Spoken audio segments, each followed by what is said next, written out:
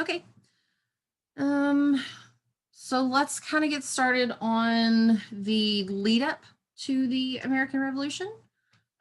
So we didn't really get a chance to talk too much about the French and Indian War. I don't think we discussed it very much. If maybe at all. I don't know, about the end of last week. I can't remember. Everything runs together. However, okay, so the British have been involved in a war already in the colonies, the French and Indian War. The French and Indian War, I'm sure if you read your chapter, you know this. I'm just going to say this, just in case anybody needs to hear it. The French and Indian War is not the French versus the Indians. All right? Everybody knows this, right? Okay. It's the French and the Indians versus the British. Okay. So the French and Indians work together against the British for the most part. For the most part. Okay. So England has already been involved in a war in the colonies, the French and Indian War. It's also called the 7 Years' War because it lasted 7 years. It's pretty easy. The thing is, wars are incredibly expensive, and so especially if you're fighting a war on another continent. So the British now are having to come up with a way to pay for this war, to make some money back, because they're in huge amount of debt now. So the easiest way for them to raise money after this war is how? What's the easiest thing to do for them to make some more money?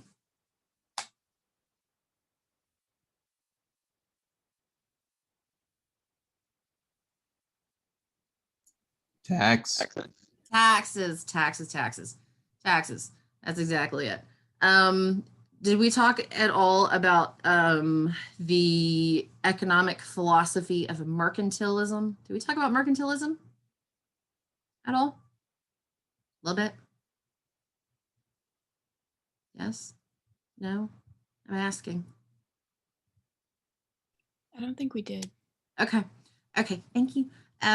Okay. So mercantilism is basically the idea that, and this is super basic idea, breaking down of mercantilism, is that as a country, the whole purpose of your colonies and the area that you own outside of your country, the whole purpose of those are to make money for you, the country. They belong to you. You can do what you want with them. And their sole purpose is to make you money. In a nutshell, that is basically mercantilism. So England is using this philosophy of mercantilism. The new prime minister decided to have a look at the American colonies and how much money they were, the English colonies in the New World. They're not technically America yet, but you know what I mean. Trying to decide what is a good way to get some money out of these guys. They need to be sending more money to England, is basically the gist here. They're not sending enough money. And it's a very easy way to make money, is just to tax them more. They are, after all, British citizens, so they should be paying their fair share of taxes, right? Like every other British citizen, they have to pay taxes to England. Okay, so the first thing that they decide to do is raise taxes. And let me point this out. The colonists in the New World, comparatively speaking to what the British citizens were paying, they're paying far less taxes than actual British citizens in England. So to England, it just makes sense for these guys to pay more. They need to be paying their fair share, essentially, is what they think. Okay, so raise taxes. The first tax, does anybody know what the first thing they start taxing is?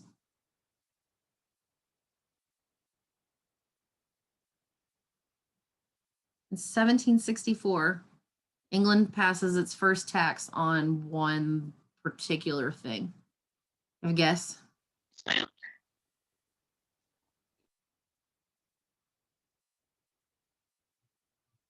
Does anybody have any idea? Was it tea? Not yet. We're almost there. Almost to tea. Sugar. Sugar. Sugar was the first thing. Yes. Because they are importing molasses from the Caribbean islands, sugar and molasses from the Caribbean islands. A lot of it. A lot of it. That molasses, for the most part, gets turned into rum. But they're also importing, exporting a lot of sugar from the Caribbean colonies. So England decides sugar would be the best bet. We're going to tax that first. It is called the Sugar Act. It's pretty easy. 1764. They tax sugar and other goods imported into the colonies. There are several parts to this act. They don't just tax sugar. There's other stuff that goes along with it. Part of it is they raise the penalty for smuggling. So if you get caught smuggling, then it's a no good thing. The second thing, if you are caught smuggling, then you are prosecuted by the British via the Admiralty Court, which is basically the Navy. You're tried and prosecuted by the Navy, the British Navy. It's not a trial by your peers that British citizens are used to. Because you're in the colonies, so they will try you in a naval court. That's a different thing. Okay. This already upsets colonists. They're already a little bit on edge. This upsets them because one, it's violating two of their basic understanding of being British citizens. One, it's violating two of their deeply held beliefs. One, that they're being taxed without consent. They didn't get to vote on this tax. They have no say-so in it. So they're being taxed without consent. And then the other thing is all English citizens are entitled to a trial by jury, but because they're in the colonies, they don't get that anymore with this Sugar Act. So it is already upsetting the colonists because it is not allowing for those two important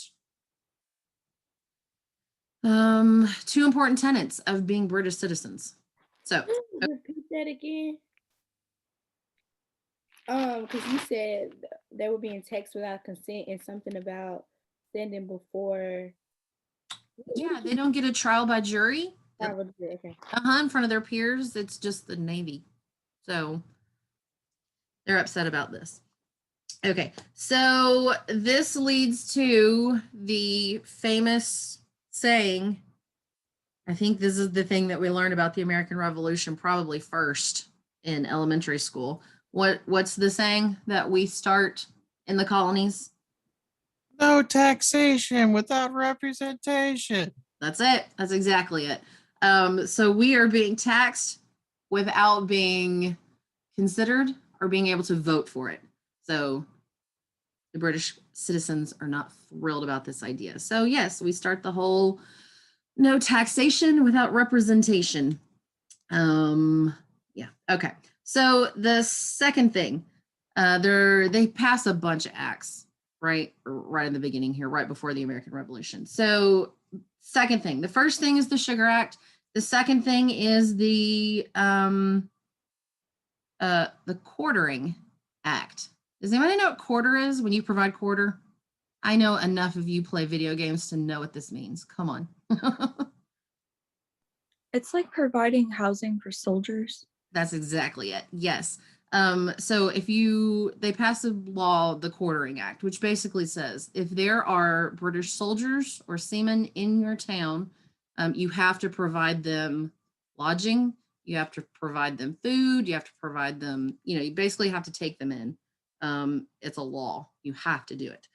You must provide food and shelter to any British soldier in your town. Again, they're already British citizens, so it'd be like taking in one of your country's troops, essentially, is how the British view it. The colonists don't view it that way. They're not too thrilled with the idea of having to take care of the British soldiers who are in the colonies. Okay. So that's the second thing. The third thing that gets passed is the Stamp Act. The British felt like they should pay for their help and protection from the French and the Indians. The colonists should have to pay for the services that the British soldiers are providing. And so this is another tax to try to establish that. So the Stamp Act. The Stamp Act basically is they require you to buy a specific stamp, which is basically a tax on all and any kind of paper product, basically. So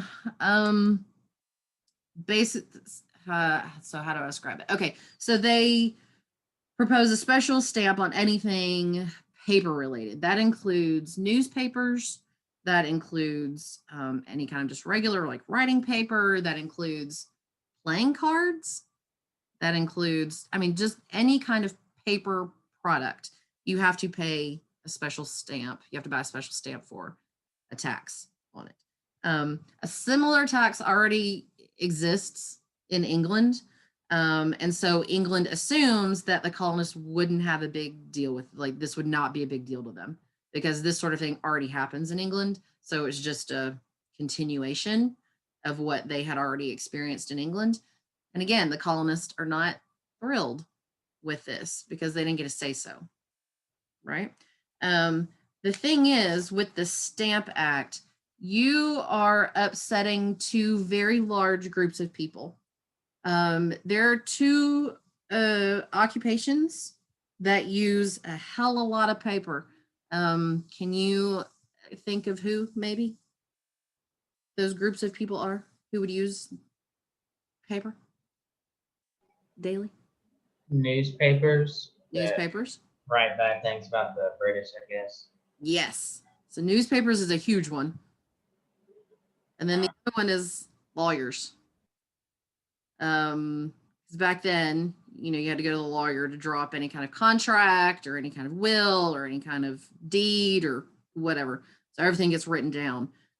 So the Stamp Act, while good in theory, you know, the British think it's good in theory. The thing is, they are upsetting both the newspaper establishments, both the press and lawyers.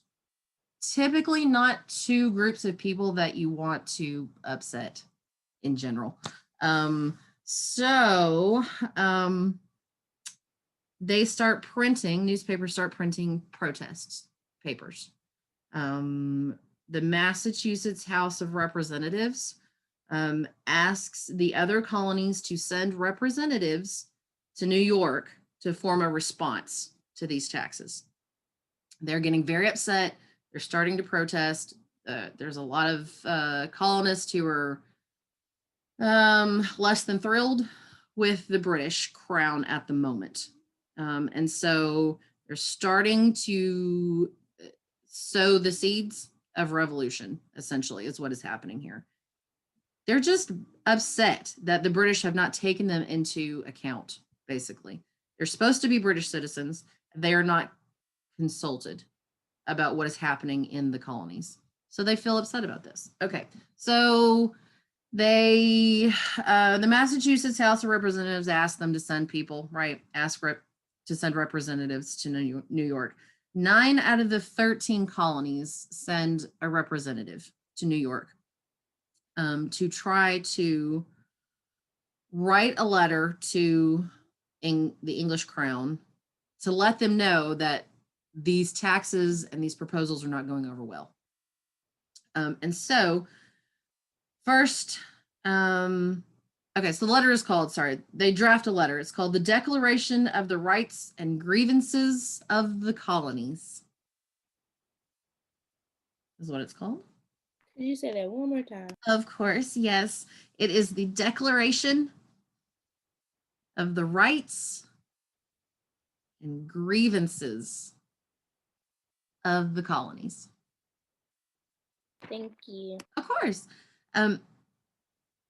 So in this letter that they're sending, they list a couple specific things.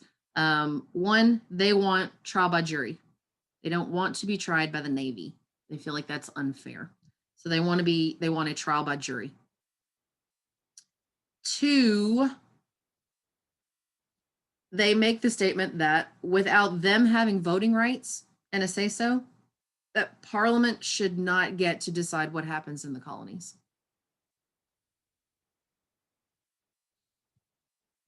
They want no more taxes without representation in Parliament.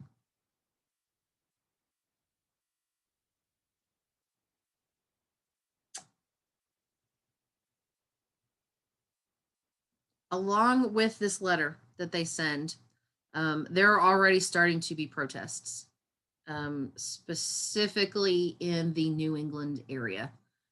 Boston, for the most part, is where it protests start more heavily in the Boston area. It's not just letters, it's also protest. People start attacking the tax collectors because there are British tax collectors in the colonies. They're supposed to go around and, collect all the money. So they start attacking tax collectors in the streets and in their homes. They're burning them in effigy. Do you guys know what that means? Have you seen this? Like burn them in effigy? Like they make it's like a doll basically, but like a life-size representation of somebody, and then you set it on fire. So you're burning somebody in effigy. They start doing that to tax collectors. It's starting to get very tense in the colonies, to say the least. Okay, so in 1766, the king dismisses his prime minister and he elects a new one. His first order of business is the Declaratory Act. So England passes something called the Declaratory Act. It says that anything passed by Parliament is legal and binding in the colonies too. It's just an all-encompassing, you are British citizens, you will do what we say. That's basically it.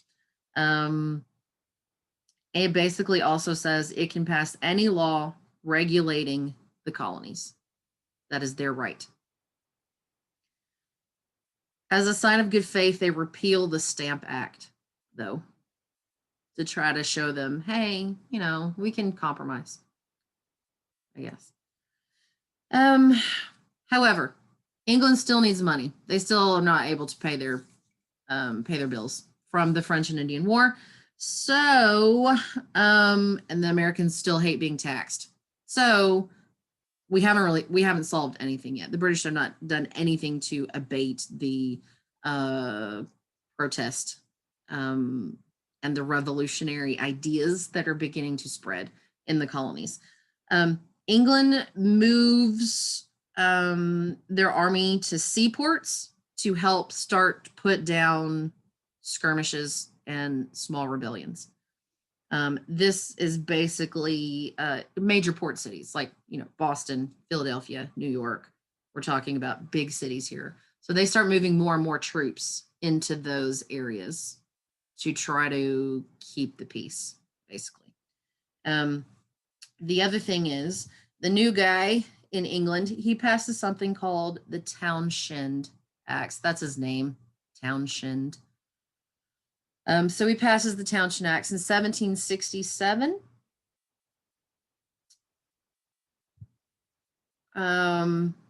And basically it passes a tax on just about everything. Glass, paint, paper, and tea. Anything that's being imported into the colonies.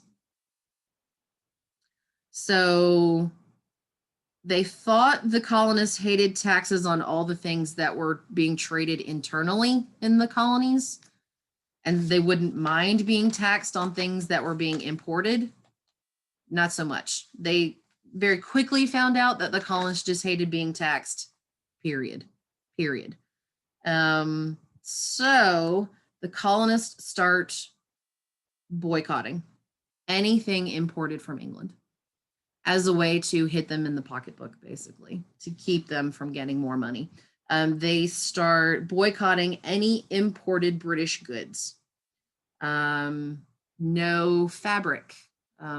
Women started spinning their own cloth. So no fabric, no wool, no tea. They start, boycotting tea, which is a big deal because These are still English citizens. They like their tea. They have tea every day. So it's a big deal for them to boycott tea. So new taxes, only a part of the British policies in the colonies. They also move most of their military to, seaport towns, where the most violent opposition acts have occurred. The thing is, I don't know if you have any kind of experience with this or if you have seen this on the news.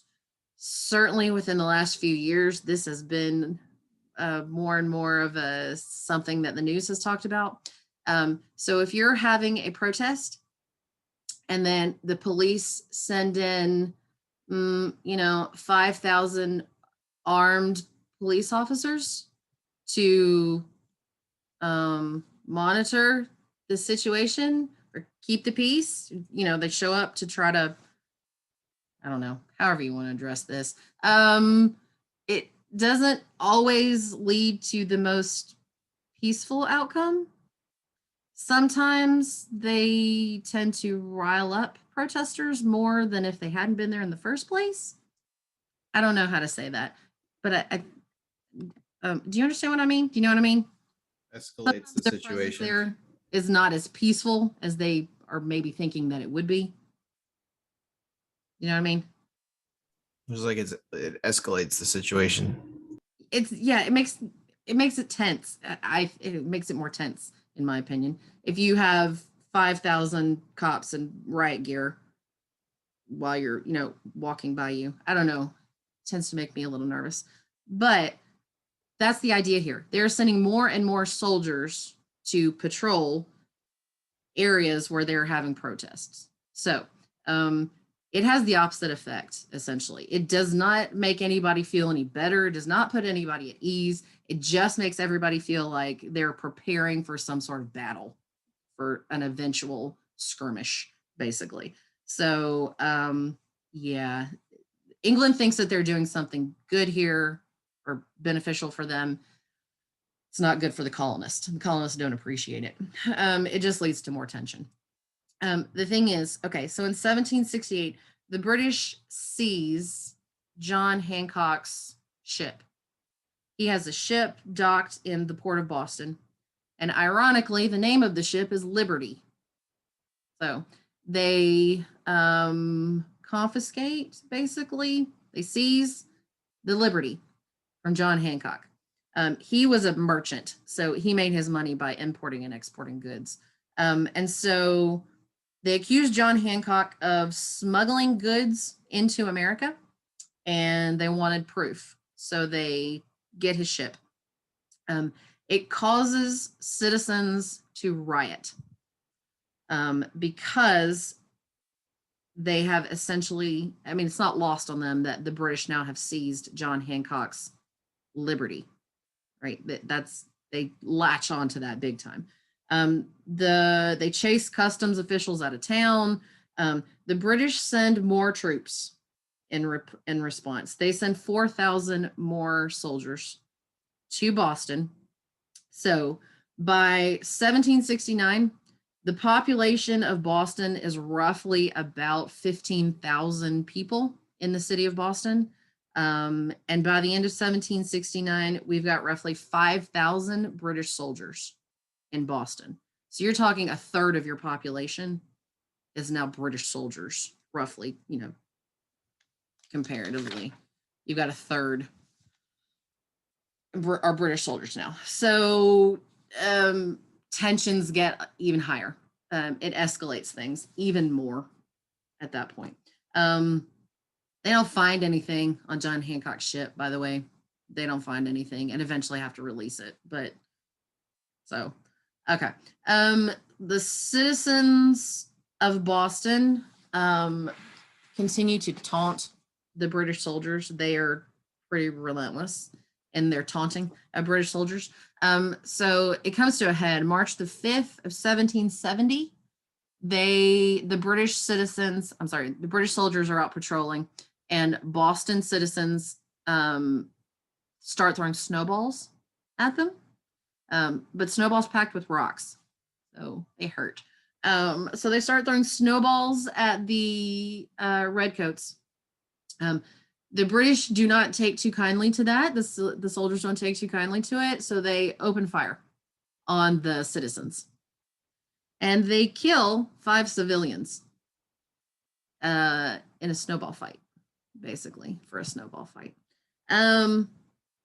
This becomes a huge tipping point. It becomes sort of a rallying cry for Boston citizens. They start calling it the Boston Massacre. And Paul Revere, who we'll talk more about later, but obviously, you know, Paul Revere, the Midnight Ride of Paul Revere, you know, the British are coming, that guy. So he's a famous silversmith, and he makes engraver, he makes things out of silver. And so he publishes an engraving and he calls it the Boston Massacre. And they run it in all the newspapers. And it basically shows the British soldiers gunning down Boston citizens, basically. It shows the British firing on an unarmed crowd of citizens. It becomes a huge deal in Boston, and it spreads to New England, and it becomes major news. The soldiers are arrested for murder. And they get, so the guy that they get to defend them is also somebody that becomes famous in American history as well. Does anybody know who defends these British soldiers?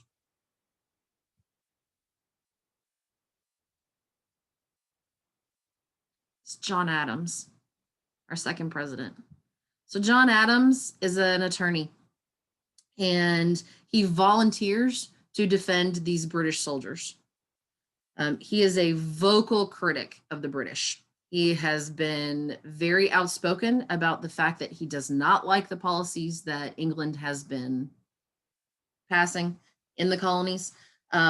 However, he wants to prove to the British crown, basically, and the British government that the colonists are not just a bunch of rabble rousers and don't care about the law and do whatever revolutionary and rebellious. He wants to prove to them that no, we're actually, the colonists are actually respectful of the law and can obey it and can abide by it and think that it's worthy and good to follow it. And so he believes in fairness and civility and wants to show England that the colonists are law-abiding people, essentially is what he's doing here. So he defends the soldiers. He wins his case, and they're acquittals for all who are involved, except for 2 soldiers who are convicted of manslaughter, which is a much less sentence than murder. The British, in response, they appeal most of the Townshend Acts in 1770, but relations have already been strained too far, basically. The colonists continue to demand the same rights as the English, mainly trial by jury and no taxation without representation. They just felt like without those 2 things, it was a violation of their fundamental rights, and that at the very least, they should get that. They continue to organize protests. They start protest groups, one in particular, 2 in particular, but the one I think your book talks the most about is probably the Sons of Liberty. The Sons of Liberty is created during the Stamp Act crisis, so it's been around for a minute, but they continue to organize protests against the soldiers and against the tax situation and tax collectors, and specifically, they coordinate new ones consistently. They're basically the main group of protesters. There's also a group called the Daughters of Liberty, which is the ladies. So the men's protests seem, on average, they're a little more violent. Let's put it that way. The men's protests are tend to be a little more I'm not sure what the right word is. A little more hands-on, maybe. The Daughters of Liberty, their protests are basically continuing the boycotting. So they start a whole movement, a homespun movement is what it's called, where they're making their own cloth, they're making their own soap, they're not drinking tea, they're not drinking sugar, they're, all these they're continuing like the boycotting aspect of things. And the men tend to do a little more violent, let's just say it, violent protests. At one point later in the revolution, they start tar and feathering tax collectors. You guys know what tar and feathering is? Have you ever seen this? You know what this is? Yeah, it's pretty messed up. Yes, it's crazy. You pour hot tar on somebody. Tar, like they pave roads with. Like what? Like they do roofs with. Tar, hot tar. They pour it on you and then they cover you in feathers. So you essentially look like a giant chicken. However, that doesn't come off. To get tar off, you either have to like soak it in chemicals or scrape it off. And when that comes off, that's not just, it's not like taking off nail polish. It's like when you take it off, it's taking off skin with it. And your skin is probably burned because of the tar. And so it is incredibly painful, incredibly painful. But at one point they start doing this to tax collectors, tar and feathering them. They also would catch them and pour tea down their throats until they puke, like they're basically waterboarding them with tea at one point. It gets a little out of hand, but anyway, okay.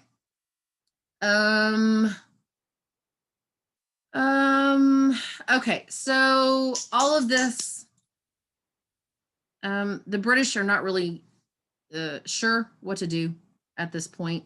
The colonists resent the taxes, first and foremost. They resent not having a say in Parliament. All of this comes to a head. We get the Boston Tea Party. So in December of 1773, you will see this in Johnny Tremaine. This is the last thing I'm going to say, and then I'll go ahead and let you go. I'm sorry. So in December of 1773, the Sons of Liberty organize a protest. They dress as Native Americans, and they board British ships docked in the port of Boston.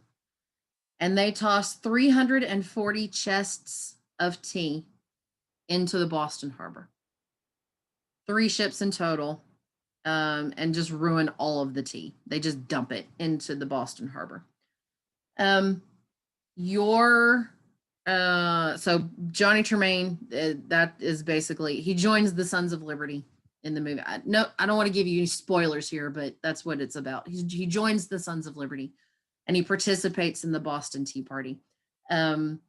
Read what your book has to say about it, and then compare that to how Johnny Tremaine shows how the Boston Tea Party went. It's slightly different. I'll tell you that it's a little different, for sure. To punish the vandalism of the Boston Tea Party and these colonists, the Crown, England passes something called the Coercive Acts. They call them the Coercive Acts. Colonists call them the Intolerable Acts. They're the same thing. First and foremost, they close the port of Boston. They shut it down. They annul the Massachusetts Bay Colonial Charter. So they basically say Massachusetts is not a colony anymore. And 3, they dissolve or restrict the colony's political institutions, so their governors and their legislative body. And they allow British soldiers to quarter England to quarter British troops in private homes. So England thinks that this is a fair punishment, essentially, for the Boston Tea Party. And to the citizens of Boston, it is nothing but another step in how dare you, basically. It just keeps pushing them closer to full on revolution, basically. Okay, so does anybody have any questions? Leading up, this is all leading up to the American Revolution. Revolution hasn't started yet, but we're getting there. We're very close. People are very upset, and we're getting very close to full on revolution. Does anyone have any questions about today or about what you're supposed to be doing this week or anything? I have a question. Yes. So I went to look to find the film on the library website and I could not find it. Where do I find it? It wasn't on the library website. You can access it through the library. I wasn't having any success finding it on the library website. Shoot. Okay. I have not looked on the library website. I watched it on Amazon. I rented it on Amazon. It was $2 to rent on Amazon. If all else fails, I'm sorry. That may be your option.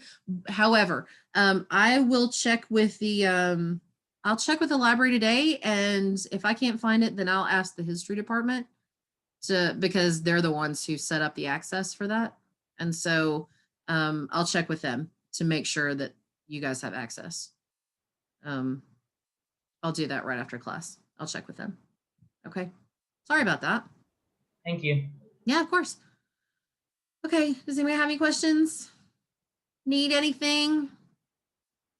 Anything to share, discuss, to walk over? Not at this moment. Okay, fantastic. All right, well, you guys have a fantastic rest of your day. I'll see you Wednesday. You too. Have a good one. Tell me if you need anything.